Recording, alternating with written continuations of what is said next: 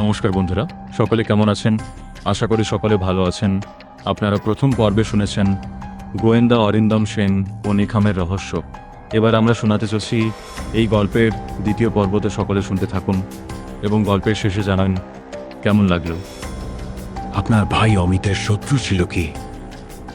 না, তবে সে একটা পুরনো জমিদার বাড়ির সংস্কারের কাজ করছিল। কয়েকদিন ধরে বলছিল ওখানে নাকি খুব অদ্ভুত কিছু পেয়েছে। কি পেয়েছিল? ও বলেনি, শুধু বলেছিল সবাই যদি জানে অনেক বড় মানুষ জেলে যাবে। ঘরের ভেতর আবার নীরবতা। অরিন্দম বাক্সটির তালা পরীক্ষা করছিলেন। এমন সময় তাঁর সহকারী সৌরভ এসে বলল, স্যার, একটা খবর পেয়েছি। বল।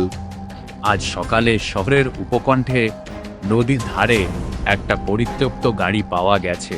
গাড়িটা অমিত রায়ের। অরিন্দম আর এক মুহূর্ত দেরি করলেন না। চল। নদীর ধারে পৌঁছাতেই পুলিশ এলাকা ঘিরে রেখেছে।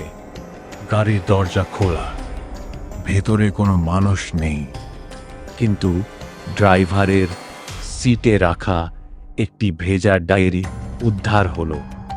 ডায়েরির শেষ পাতায় কাঁপা হাতে লেখা, যদি আমার কিছু হয়, নীল খামটাকে বিশ্বাস করো না। আসল রহস্য খামের ভেতরে নয়। তারপর লেখাটা হঠাৎ থেমে গেছে। ঠিক সেই মুহূর্তে দূরে নদীর ওপারে একটি ভাঙা লাইট হাউসের জানালায় এক সেকেন্ডের জন্য নীল আলো জ্বলে উঠল। অরিন্দম তাকিয়ে রইলেন। তিনি ধীরে ধীরে বললেন, ওরা আমাদের ওখানেই ডাকছে।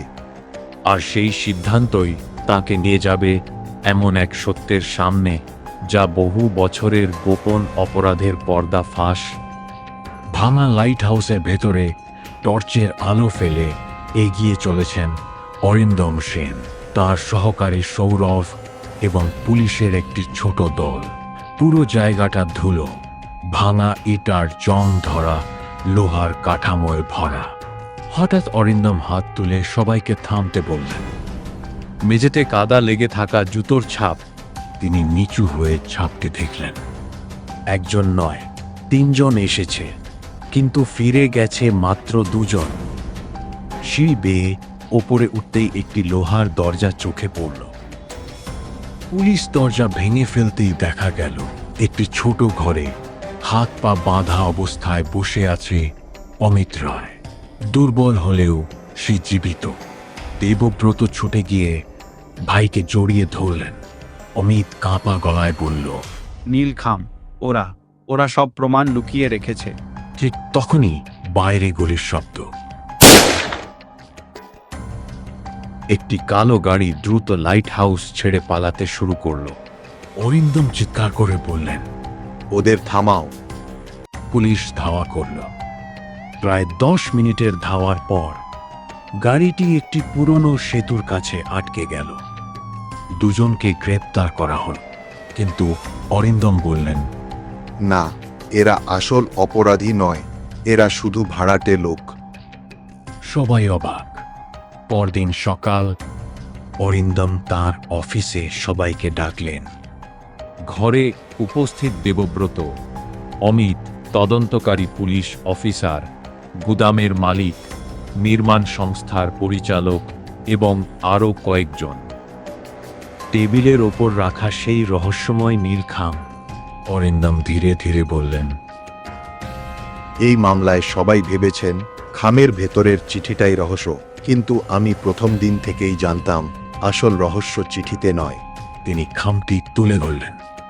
খামের নীল রং সাধারণ কালি নয়, এটি এক ধরনের শিল্প কারখানায় ব্যবহৃত বিশেষ রঞ্জক, যা এই শহরে মাত্র একটি প্রতিষ্ঠান ব্যবহার করে।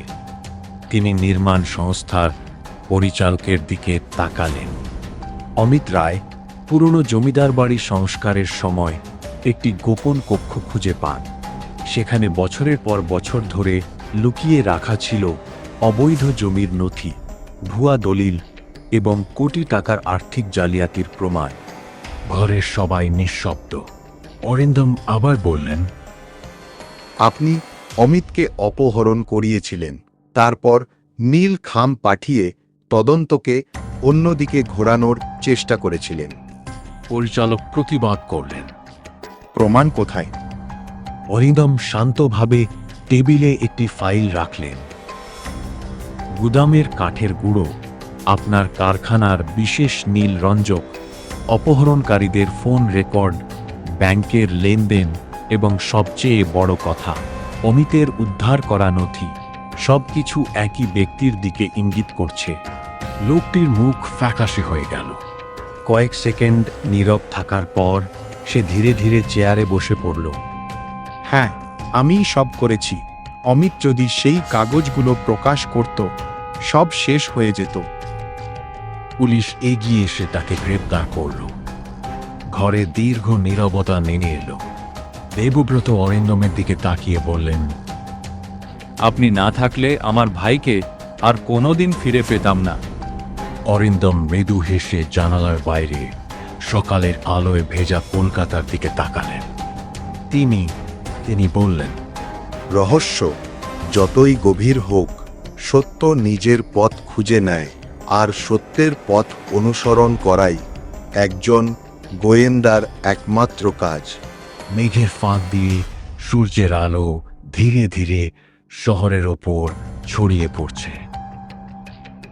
শেষ হলো আজকের প্রথম গল্প, গোয়েন্দা অরিন্দম সেন ও নীল খামের রহস্য। তো বন্ধুরা, কেমন লাগলো আমাদের আজকের গল্পটি? অবশ্যই লাইক কমেন্ট করে মতামত জানাবেন এবং চ্যানেলটি ভালো লাগলে অবশ্যই সাবস্ক্রাইব করবেন, বেল আইকন বাটনটি প্রেস করবেন যেন আরও নতুন নতুন গল্প আপনাদের আমরা শোনাতে পারি। সকলে ভালো থাকুন, সুস্থ থাকুন, নমস্কার।